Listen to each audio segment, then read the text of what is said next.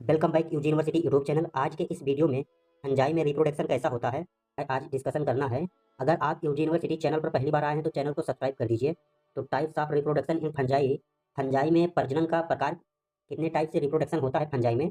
तो फंजाई में मेन दो टाइप्स हैं, sexual reproduction and asexual reproduction. मतलब फंजाई में वेजिटेटिव रिप्रोडक्शन भी होता है, लेकिन इसमें सेक्सुअल और असेक्सुअल, असेक्सुअल के अंतर्गत ही वेजिटेटिव रिप्रोडक्शन को इंक्लूड कर लिया है। तब ये मत कंफ्यूज होना कि वेजिटेटिव रिप्रोडक्शन फंजाई में नहीं होता है। फंजाई में वेजिटेटिव रिप्रोडक्शन होता है। इसका हिंदी भी लिखा हुआ है। कवक में प्रजनन दो प्रकार से होता है, अलैंगिक जिसे असेक्सुअल बोलते हैं और लिंगी मतलब जिसे सेक्सुअल बोलते हैं। तो अब चलिए हम पहला देखते हैं असेक्सुअल रिप्रोडक्शन, मतलब अलैंगिक प्रजनन कैसा होता है फंजाई में, उसे देखते हैं। तो जो फंजाई है, असेक्सुअल रिप्रोडक्शन में क्या होता है, असेक्सुअल रिप्रोडक्शन में गैमेट का फ्यूजन नहीं होता है। मतलब जो फीमेल सेक्स ऑर्गन और मेल सेक्स ऑर्गन होते हैं ये आपस में फ्यूज नहीं होते हैं। मतलब ये विदाउट फ्यूजन के ही इनका रिप्रोडक्शन हो जाता है। अगर बिना गैमेट के फ्यूजन हुए रिप्रोडक्शन होता है तो उसे क्या बोला जाएगा, उसे असेक्सुअल रिप्रोडक्शन बोला जाएगा। तो यहीं पर यह लिखा हुआ है without gamete fusion, no male no female fusion, मतलब मेल और फीमेल का गैमेट का फ्यूजन नहीं होगा तब भी रिप्रोडक्शन होता है। तो इस टाइप के रिप्रोडक्शन को क्या बोलते हैं, असेक्सुअल रिप्रोडक्शन बोलते हैं।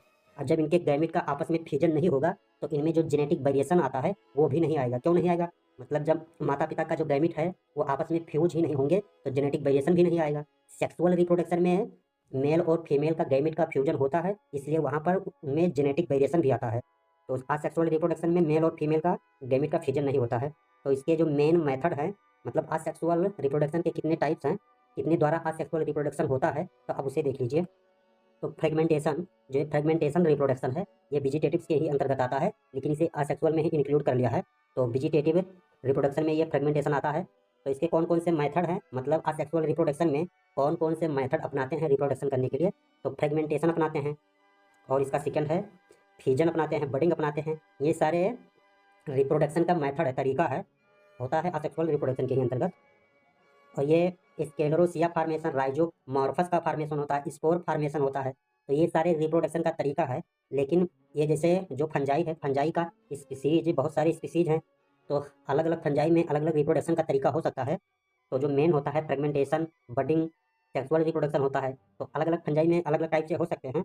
तो अब चलिए फ्रेगमेंटेशन देखते हैं। मतलब जो असेक्सुअल में आपने कई टाइप के देखे हैं रिप्रोडक्शन, जैसे फ्रेगमेंटेशन, बडिंग, ये फ्यूजन। तो अब हम एक एक करके को डिटेल में समझते हैं। डिटेल में क्या, उसके बारे में थोड़ा समझ लीजिए। जो फ्रेगमेंटेशन रिप्रोडक्शन होता है इसमें जो हाइफी होता है, हाइफी छोटे टुकड़ों में, मतलब छोटे भाग में टूट कर, और जो टूटा हुआ टुकड़ा होता है वह नया माइसीलियम बना लेता है, और वही माइसीलियम मतलब रिप्रोडक्शन हो गया। मतलब वो कोई बड़ा कोई बड़ा माइसीलियम है, यही जो टुकड़ा टूट कर एक, जो टुकड़ा टूटा हुआ है एक नया माइसीलियम बना लेता है। तो इस टाइप के रिप्रोडक्शन है, इसे फ्रेगमेंटेशन बोला जाता है। मतलब ये टुकड़े में टूट कर और नया माइसीलियम बनाते हैं। तो इसका एग्जाम्पल आपको राइजोपस फंजाई में मिल जाएगा। जैसे आप एग्जाम्पल समझिए, मान लीजिए कोई पेरेंट है, मतलब अगर ये फ्रेगमेंटेशन रिप्रोडक्शन का मेथड अपनाता है तो इसकी जो बॉडी है इसे टुकड़ों में टूट जाएगा। मतलब यहाँ से देखो ये टूटने का तैयारी कर रहा है, यहाँ पर टूट के दो भागों में डिवाइड हो गए हैं, और यही दोनों भाग डिवाइड होकर अलग अलग अपने आप को डेवलप कर लिए। तो इस टाइप के जो रिप्रोडक्शन है इसे फ्रेगमेंटेशन रिप्रोडक्शन बोला जाता है। अब चलिए देखते हैं जो असेक्सुअल में फिजन, मतलब जो आपस में मिल जाते हैं तो उसे फिजन बोला जाता है। जो फिजन किस टाइप से रिप्रोडक्शन होता है, तो इसमें एक कोशिका दो डॉटर सेल में बढ़ जाते हैं। मतलब ये एक कोशिका है, इसी यही कोशिका आपस में दो जगह डिवाइड हो जाएगा। तो इस टाइप के जो फिजन होते हैं, इस टाइप के रिप्रोडक्शन को फिजन बोलते हैं। तो चलिए इसे भी देख लेते हैं। मतलब एक कोशिका दो भागों में डिवाइड हो जाएगी, इसका एग्जाम्पल ईस्ट बैक्टीरिया में देख सकते हैं। तो ये फिजन वाला है, ये एक कोशिका है, यही कोशिका दो जगह डिवाइड होने के लिए यहाँ पर तैयार हो रही है, और यहाँ पर अलग अलग दो जगह पर डिवाइड हो गए। इसके अंदर यहाँ पर न्यूक्लियस भी डेवलप होगा, इसके अंदर भी न्यूक्लियस डेवलप होगा। मतलब ये पूरा प्रॉपर तरीके से अलग माइसीलियम बन जाएगा, मतलब अलग कोशिका बन गई। अब इससे एक कोशिका ग्रो करके नया माइसीलियम बना लेगा। तो इस टाइप के जो रिप्रोडक्शन होता है, जब एक कोशिका दो जगह डिवाइड होकर एक नया ग्रो डेवलप कर लेता है पूरी बॉडी, तो इस टाइप के जो रिप्रोडक्शन को फिजन बोला जाता है। इसका नेक्स्ट पॉइंट है, इसे वेजिटेटिव मल्टीप्लिकेशन का सबसे जनरल मेथड माना जाता है। कौन सा मेथड, जो अभी आपने देखा फ्रेगमेंटेशन, फिजन, ये सब किसके अंतर्गत आते हैं, जो वेजिटेटिव रिप्रोडक्शन होता है इसका ये जनरल मेथड है। मतलब ये जो अगर वो वेजिटेटिव रिप्रोडक्शन करता है तो यही मेथड ज़्यादातर अपनाएगा। तो अब चलिए हम देखते हैं बडिंग। तो बडिंग का रिप्रोडक्शन कैसा होता है, पेरेंट सेल से एक छोटा बड निकलता है। मतलब जब कोशिका, कोई कोशिका है, अगर उसमें वो बडिंग के द्वारा रिप्रोडक्शन का तरीका अपनाते हैं तो उसमें जो कोशिका है उसके ऊपर उसी कोशिका में एक आउट ग्रोथ है, मतलब इसे अंकुरण बोल सकते हैं, एक आउट ग्रोथ निकल आती है, तो इसी को बोला जाता है बडिंग। उसमें न्यूक्लियस का एक हिस्सा चला जाता है, जो आउट ग्रोथ निकला है सेल के ऊपर उसमें न्यूक्लियस भी डेवलप हो जाएगा। तो इस टाइप के रिप्रोडक्शन को बोला जाता है बडिंग। तो फिर बड अलग होकर नया इंडिविजुअल बन जाता है। मतलब जो कोशिका में आउटग्रोथ निकला था वही धीरे से डेवलप कर लेगी, न्यूक्लियस उसमें आ जाएगा, उसके बाद जो पूरी बॉडी डेवलप हो जाएगी और वो एक नया इंडिविजुअल बॉडी बन जाएगा। तो इस टाइप के रिप्रोडक्शन को बोला जाता है बडिंग रिप्रोडक्शन। तो यहाँ पर मान लीजिए ये कोई है कोशिका है, उसके अंदर न्यूक्लियस भी है, तो ये पेरेंट सेल हुआ। अब इसका न्यूक्लियस यहाँ पर इसमें बड निकल रहा है, मतलब ये बड परफॉर्मिंग ऑफ बड, मतलब जो बड की तैयारी कर रहा है यहाँ पर। मतलब इसका जो पूरी प्रोग्रामिंग पहले से सेट होती है, और जब ये बडिंग निकलना होता है, जब इसे एक रिप्रोडक्शन करना होता है, एक नया इंडिविजुअल बॉडी बनाना होता है, तो उसके ऊपर ही उसी कोशिका के ऊपर एक बड निकलता है। यहाँ पर इसकी न्यूक्लियस डिवाइड हो रहा है, यहाँ पर न्यूक्लियस सेपरेट हो गया, मतलब अलग हो गया। जो बड निकला था उसमें न्यूक्लियस अलग हो गया और साइटोप्लाज्मा भी डिवाइड हो गया। जो कोशिका होती है, कोशिका के अंदर जो फ्लूइड होता है उसे बोला जाता है साइटोप्लाज्मा। तो यहाँ पर साइटोप्लाज्मा भी डिवाइड हो गया है और यहाँ पर इसका न्यूक्लियस भी डिवाइड हो गया है। यहाँ पर साइटोप्लाज्मा डिवाइड हो गया है और यही जो बड निकला था ये इंडिविजुअल अपना खुद का बॉडी बना लेगा। तो इस टाइप के रिप्रोडक्शन को बोला जाता है बडिंग। जो ये और जो पेरेंट सेल होगा, मतलब जो पेरेंट कोशिका होगी वो बड़ा होगा, और जो बड के माध्यम से बने हैं वो सारे छोटे छोटे होंगे। तो ये सारे डॉटर सेल हैं, मतलब कि ये बड के द्वारा से बने हुए नए प्रोडक्ट हैं। तो इस टाइप के रिप्रोडक्शन को बडिंग बोला जाता है। मतलब जो वेजिटेटिव रिप्रोडक्शन होता है, असेक्सुअल रिप्रोडक्शन, वेजिटेटिव रिप्रोडक्शन, इसमें जेनेटिक वेरिएशन नहीं आता है। सिंपल बात समझिए, जब मेल और फीमेल का गैमेट आपस में मिलेंगे नहीं तो वेरिएशन भी नहीं आएगा। मतलब इनकी जो बॉडी होगी पहले से, वही बॉडी टूट कर या आउटग्रोथ निकल कर वही बॉडी फिर से डेवलप कर लेती है। ये सारा भी एग्जाम्पल बडिंग का दिया हुआ है। यहाँ पर बड निकला, यहाँ पर साइटोप्लाज्मा न्यूक्लियस डिवाइड हुआ और फिर सेपरेट हो गए। तो ये भी बडिंग का एग्जाम्पल है। तो मेनली यही रिप्रोडक्शन होता है, फ्रेगमेंटेशन, बडिंग, फ्यूजन, यही होता है। ये सारे और रिप्रोडक्शन है तो ज़्यादा डिटेल में, जैसे जो फंजाई है, इसका जो प्रजाति है, स्पीसीज है, बहुत बड़ी है। तो जो फंजाई एक अलग किंगडम भी है। तो अलग अलग स्पीसीज में अलग अलग रिप्रोडक्शन का तरीका है। तो ये मेनली वही होते हैं, फ्रेगमेंटेशन होगा, फ्यूजन होगा, बडिंग होगा। तो ये भी रिप्रोडक्शन होता है। तो यहाँ पर लिखा हुआ है, अगर पढ़ना चाहते हैं तो पढ़ सकते हैं। और असेक्सुअल में ये इंपॉर्टेंट है, जैसे स्पोर का फॉर्मेशन होगा, बीजाणु निर्माण, बीजाणु का निर्माण भी होता है। तो ये वाला इसे देख लीजिए, ये किस टाइप का रिप्रोडक्शन है। तो जो असेक्सुअल रिप्रोडक्शन होता है उसमें स्पोर का निर्माण दो प्रकार से होता है। ये भी रिप्रोडक्शन का तरीका है, मतलब स्पोर बनाकर रिप्रोडक्शन करते हैं। तो किस टाइप से स्पोर का फॉर्मेशन करके रिप्रोडक्शन करते हैं उसे देख लीजिए। तो स्पोर दो प्रकार के होते हैं, एक होता है एंडोजीनस स्पोर, एक होता है एक्जोजीनस स्पोर। इंडो का मतलब होता है अंदर, एक्जो का मतलब होता है बाहर।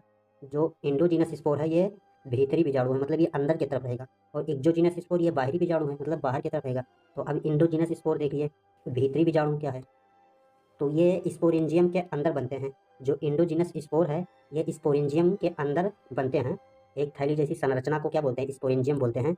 और ये स्पोरेंजियम या तो टर्मिनल पर होगा, टर्मिनल का मतलब है जैसे मान लीजिए कोई पॉइंट है, तो टर्मिनल किसे बोलेंगे, जो सबसे लास्ट वाला पॉइंट होता है उसे टर्मिनल बोला जाता है। तो जो स्पोरेंजियम होता है ये टर्मिनल पॉइंट पर होता है। स्पोरेंजियम बनते हैं कहाँ पर बनते हैं, स्पोरेंजियो स्पोर पर। और ये स्पोरेंजियम स्पोर स्पोरेंजियम के अंदर के स्पोर कहलाते हैं। कौन कहलाता है स्पोर, तो ये स्पोरेंजियम स्पोर है, स्पोरेंजियम के अंदर स्पोर कहलाते हैं। इसका एग्जाम्पल है राइजोपस। राइजोपस में आपको इसका एग्जाम्पल मिल जाएगा। तो अब चलिए, जो आज सेक्सुअल रिप्रोडक्शन था वो कंप्लीट हो गया है। अब हम देखते हैं सेक्सुअल रिप्रोडक्शन। सेक्सुअल रिप्रोडक्शन का इसमें मेन चीज़ है क्या है, इसमें जो मेल और फीमेल का गैमेट का फार्मेशन होगा। और जब गैमेट का फार्मेशन होगा तो इनमें जेनेटिक वेरिएशन आएगा, मतलब जो आनुवांशिक लक्षण होते हैं इनमें कुछ डिफरेंट रहेगा। यही मेन अंतर होता है, और भी अंतर होते हैं लेकिन ये जेनेटिक वेरिएशन का मेन अंतर है। तो चलिए सेक्सुअल रिप्रोडक्शन देख लेते हैं। फंजाई में सेक्सुअल रिप्रोडक्शन कैसा होता है, अगर फंजाई सेक्सुअल रिप्रोडक्शन का मेथड अपनाता है तो किस टाइप से उनमें रिप्रोडक्शन होगा उसे देख लीजिए। तो sexual reproduction involve fusion of two compatible nuclei. मतलब इस सेक्सुअल रिप्रोडक्शन में दो न्यूक्लियाई का जो फ्यूजन के योग्य होंगे उनका मेल होता है। और जब उनका मेल होगा, मतलब उनका जब फ्यूजन होगा तो उनमें क्या आएगा, जेनेटिक वेरिएशन आएगा। मतलब जो आनुवांशिकी अंतर होता है वो अंतर आ जाएगा। किस मेथड में आएगा, सेक्सुअल रिप्रोडक्शन के मेथड जब अपनाएंगे तभी जेनेटिक वेरिएशन आएगा। क्योंकि इसमें मेल और फीमेल का गैमेट का फ्यूजन होता है। और जो सेक्सुअल रिप्रोडक्शन होता है इसमें तीन स्टेज होता है। एक होता है प्लाज्मोगेमी, एक होता है कैरियोगेमी और एक होता है मेयोसिस। ये तीनों स्टेज जब कंप्लीट होते हैं तब सेक्सुअल रिप्रोडक्शन कंप्लीट होता है। तो अब हम पहले स्टेज में देखेंगे, पहला फेज देखेंगे सेक्सुअल रिप्रोडक्शन का। मतलब सेक्सुअल रिप्रोडक्शन है वो 3 फेज में कंप्लीट होगा। प्लाज्मोगेमी में पहले उनका जो साइटोप्लाज्मा होता है वो मिलता है, अभी देखेंगे एक एक करके। और जो कैरियोगेमी होता है अभी आगे मिलेगा, वो होता है उसमें न्यूक्लियस का फ्यूजन होगा और फिर मियोसिस का डिवीजन होकर ये अपना फाइनल स्टेज कंप्लीट कर लेंगे और इनका सेक्सुअल रिप्रोडक्शन कंप्लीट हो जाएगा। तो चलिए, जो इनका पहला फेज है सेक्सुअल रिप्रोडक्शन में, जो इनका पहला स्टेज है या फेज बोलिए, चरण बोलिए, तो प्लाज्मोगेमी का। तो प्लाज्मोगेमी में क्या होता है, दो कंपेटेबल न्यूक्लियाई एक सेल में आ जाते हैं। मतलब ये अगुणित हैं, इसमें जो न्यूक्लियस होगा इसमें एक न्यूक्लियस होगा। तो जो प्लाज्मोगेमी स्टेज है इसमें न्यूक्लियस इस तरह से अलग अलग होते हैं, फिर इनका जब फ्यूजन होता है इनका साइटोप्लाज्मा का, तो इनका कोशिका आपस में मिल जाएंगे। मतलब इनका न्यूक्लियस अभी भी अलग रहेगा, केवल इनकी जो साइटोप्लाज्मा है ये मिल जाएगी। यहाँ से बीच में दीवार नहीं रहेगा, इनकी जो कोशिका है आपस में मिल जाएगी। लेकिन जो इनके अंदर न्यूक्लियस होता है, ये न्यूक्लियस अभी भी नहीं मिलेंगे। ये जब इनका दूसरा स्टेज होता है कैरियोगेमी, वहाँ पर ये न्यूक्लियस मिल जाते हैं। तो प्लाज्मोगेमी का मेन फंक्शन यही है कि इनमें केवल साइटोप्लाज्मा ही मिलते हैं, न्यूक्लियस नहीं मिलते हैं। यह पहला स्टेप होता है जिसमें सेल का फ्यूजन होता है, लेकिन न्यूक्लियाई अभी भी फ्यूज नहीं होते हैं। जो अभी मैंने बताया वही चीज़ें कही रही है।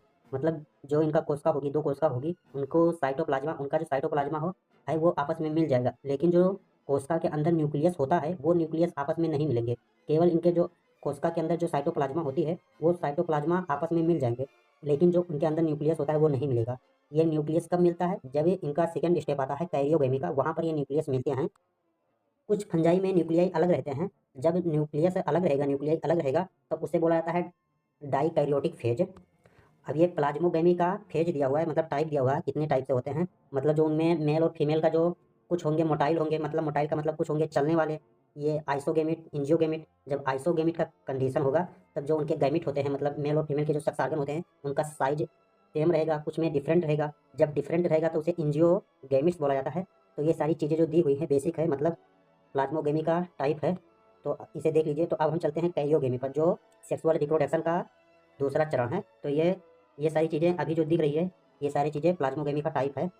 तो चलिए, जो सेकंड फेज होता है सेक्सुअल रिप्रोडक्शन का, तो कैरियोगेमी। तो कैरियोगेमी में क्या होता है? जो साइटोप्लाज्मा प्लाज्मोगेमी में आपस में मिल चुकी थी और उनके अंदर जो न्यूक्लियस था वो न्यूक्लियस अभी आपस में नहीं मिला था। तो कैरियोगेमी में न्यूक्लियस का मिलन होता है। तो fusion of two compatible nuclei, मतलब जो उनके न्यूक्लियाई थे अंदर जो यहाँ पर मिलेंगे, फॉर्म डिप्लॉइड न्यूक्लियाई, मतलब 2n। ये उनकी कोशिका है, मतलब दो कोशिका है आपस में जो प्लाज्मोगेमी में मिल चुके थे, लेकिन उनके अंदर जो न्यूक्लियस था नहीं मिला था। तो ये अभी क्या थे? अभी हेप्लॉइड थे। मतलब जो उनके न्यूक्लियाई थे अलग अलग थे, तो इसे क्या बोला जाता है? हेप्लॉइड बोला जाता है, मतलब अवगुणित बोला जाता है। जब ये दोनों न्यूक्लियस कैरियोगेमी में यहाँ पर मिलेंगे तो इसे क्या बोला जाएगा? इसे बोला जाएगा डिप्लॉइड, मतलब 2n। तो वही बता रहा है कि फॉर्म डिप्लॉइड न्यूक्लियस, मतलब 2n का फॉर्मेशन होगा। कब होगा? जब कैरियोगेमी का स्टेज आएगा, न्यूक्लियस मिलेंगे। तो ये कहाँ पर देखने को मिलेगा? ये सारी चीज़ें लोअर फंजाई, जो छोटे फंजाई होते हैं, उनमें देखने को मिलेगा। हायर फंजाई में न्यूक्लियाई अलग रहते हैं। जब उनमें अलग रहेंगे न्यूक्लियाई, तो इसे बोला जाता है डाइकैरियन। मतलब जब न्यूक्लियस अलग अलग रहेंगे, डिफरेंट रहेंगे, दो जगह रहेंगे, तो उसे डाइकैरियन बोला जाता है। ये बाद में फ्यूज होते हैं। अब सेक्सुअल रिप्रोडक्शन का प्लाज्मोगेमी और कैरियोगेमी का स्टेज कंप्लीट हो गया है। अभी जो इनके गैमिट्स थे वो हेप्लॉइड से डिप्लॉइड बन चुके हैं। अब जब ये डिप्लॉइड बन गए हैं तब इनमें क्या होगा? मियोसिस होगा। अब डिप्लॉइड न्यूक्लियस अंडरगो डिवीजन, मतलब जो डिप्लॉइड न्यूक्लियस था वो डिवीजन के लिए चला जाएगा। और जब उनका डिवीजन होगा तो ये फिर से क्या हो जाएंगे? हेप्लॉइड हो जाएंगे। मतलब जो द्विगुणित न्यूक्लियस था वो अब ये फिर हेप्लॉइड हो गया, अगुणित हो जाएंगे। और हेप्लॉइड सेक्सुअल स्पोर फार्म करेंगे। जो डिप्लॉइड से हेप्लॉइड बन गए हैं, अब वो क्या करेंगे? स्पोर, मतलब बीजाणु, बीजाणु का निर्माण करेंगे, उसका फॉर्मेशन करेंगे। और जब ये बीजाणु का फॉर्मेशन कर लेंगे तो यह जो सेक्सुअल रिप्रोडक्शन का लास्ट स्टेज है, जिससे जब स्पोर का फॉर्मेशन हो जाएगा तब क्या होगा? ये लास्ट स्टेप होने पर इनमें वेरिएशन में हो जाएगा। मतलब सेक्सुअल रिप्रोडक्शन में मेल और फीमेल का आपस में फर्टिलाइजेशन हो गया, गैमिट्स बन गए। तो जिससे क्या होगा? जेनेटिक वेरिएशन आएगा, मतलब इनमें कुछ अनुवांशिकीय कैरेक्टर में चेंज मिलेगा जब स्पोर का फॉर्मेशन हो जाएगा। जब स्पोर का फॉर्मेशन होने पर ये डिस्पर्स हो जाएंगे, मतलब ये बिखर जाएंगे और ये अपने पार्टनर के पास पहुंचकर ये सेक्सुअल रिप्रोडक्शन को कंप्लीट कर लेंगे, जिससे क्या होगा? ये फिर नया फंजाई बन जाएगा। तो इस टाइप से सेक्सुअल रिप्रोडक्शन कंप्लीट हो जाता है। चलिए फंजाई का पूरा लाइफ साइकिल देख लेते हैं, मतलब अपना लाइफ साइकिल रिप्रोडक्शन के माध्यम से किस टाइप से कंप्लीट करते हैं। तो ये माइसीलियम है। माइसीलियम आप समझ रहे होंगे, अगर नहीं समझते हैं तो इससे पहले वाला जो वीडियो है आप उसे देख सकते हैं। माइसीलियम क्या होता है? मतलब पेड़ लाइफ जो स्ट्रक्चर होती है उसे बोला जाता है हाइफी। और बहुत सारे हाइफी जब एक एक ग्रुप में होंगे तो उसे क्या बोला जाएगा? माइसीलियम बोला जाएगा। मतलब माइसीलियम का मतलब है जाल का, पूरी जब एक जाल होगी तो उसे माइसीलियम बोला जाएगा। तो ये माइसीलियम क्या करेगा? माइटोसिस डिवीजन करेगा, फिर स्पोर का फॉर्मेशन होगा। इसके बीच में और स्टेप होते हैं जो कि आपने ऊपर जो पढ़ा है, इस डायग्राम में ज़्यादा चीज़ें नहीं लिखी हुई हैं। तो स्पोर का फॉर्मेशन होगा, जब स्पोर का फॉर्मेशन होगा तो वो फिर क्या करेगा? जर्मिनेशन करेगा, मतलब अंकुरण करेगा। और ये फिर एक नई बॉडी बना लेंगे जिसे क्या बोला जाएगा? फिर माइसीलियम बोला जाएगा। ये सारी चीज़ें कब होगी? जब ये आज सेक्सुअल रिप्रोडक्शन करेंगे तब। अगर ये जो फंजाई है, अगर ये जो सेक्सुअल रिप्रोडक्शन करता है, तब इनमें किस टाइप से प्रोसेस होगा? तो ये माइसीलियम है। माइसीलियम, फिर ये माइसीलियम में क्या होगा? सेक्सुअल रिप्रोडक्शन में 3 स्टेज आते हैं, मतलब प्लाज्मोगेमी और कैरियोगेमी, फिर मियोसिस। ये 3 स्टेज आपने अभी ऊपर पढ़ा है। तो ये प्लाज्मोगेमी में क्या होता है? प्लाज्मोगेमी में क्या, इनका जो साइटोप्लाज्मा होता है, जो कोशिका होती है, कोशिका के अंदर क्या होता है? साइटोप्लाज्मा होता है। उस साइटोप्लाज्मा में उनका साइटोप्लाज्मा मिल जाता है और उनके अंदर जो न्यूक्लियस होता है नहीं मिलता है। मैं आपको डायग्राम बनाता हूँ। ये कोशिका है, 2 कोशिका है, जो ये प्लाज़्मोगामी है, इनमें इनका जो साइटोप्लाज़्मा है आपस में मिल जाता है। लेकिन जो कोशिका के अंदर जो न्यूक्लियस होता है वो आपस में नहीं मिलता है, तो प्लाज़्मोगामी में केवल कोशिका का मिलन होता है, कोशिका केवल फ्यूज़ करेगा। फिर ये हेटेरोकैरियोटिक स्टेज है। हेटेरोकैरियोटिक का स्टेज का मतलब है कि जो इनमें न्यूक्लियस होगा अलग-अलग रहेगा, लेकिन इनकी जो साइटोप्लाज़्मा है आपस में मिल चुकी होगी। तो यहाँ पर इसके माध्यम से दिखाया गया है, यहाँ पर 2 कलर से दिखाया गया है। यहाँ पर ये एक न्यूक्लियस है, ये दूसरा न्यूक्लियस है, ये आपस में अभी मिले नहीं हैं, लेकिन जो इनके अंदर जो साइटोप्लाज़्मा था, वो वाला स्टेज कंप्लीट हो गया है। अब इनका जो सेकंड वाला स्टेप आता है सेक्सुअल रिप्रोडक्शन में, कैरियोगेमी, कैरियोगेमी में क्या होता है, इसमें जो न्यूक्लियस अलग-अलग थे, वो आपस में मिल जाएँगे। जब 2 न्यूक्लियस आपस में मिल जाएँगे तब क्या होगा, जाइगोट बनेगा। मतलब ये अभी तक जो ऊपर ये अलग-अलग थे, ये हैप्लॉइड थे, यन-यन कंडीशन में थे। जब इनमें कैरियोगेमी होगा, मतलब जब 2 न्यूक्लियस आपस में फ्यूज़ होंगे तब ये क्या हो जाएँगे, 2n बन जाएँगे। तब ये 2n बन जाएँगे तब जाइगोट, फिर जाइगोट से क्या होगा, मियोसिस होगा। मियोसिस से क्या होगा, इनमें जो अभी ये डिप्लॉइड बने थे, फिर ये हैप्लॉइड होकर और फिर ये स्पोर का फॉर्मेशन करेंगे और यही स्पोर जर्मिनेशन करके, अंकुरण करके दोबारा माइसीलियम बनाएगा और फिर एक नई बॉडी बन जाएगी पूरी माइसीलियम का। इस टाइप से फंजाई अपना रिप्रोडक्शन कंप्लीट करते हैं। तो ये फंजाई का रिप्रोडक्शन वाला टॉपिक कंप्लीट होता है। अगर आप यूजी यूनिवर्सिटी चैनल पर पहली बार आए हैं तो चैनल को सब्सक्राइब कर दीजिए और वीडियो पसंद आया तो लाइक भी कर दीजिए। Thanks for watching my video. फिर मिलते हैं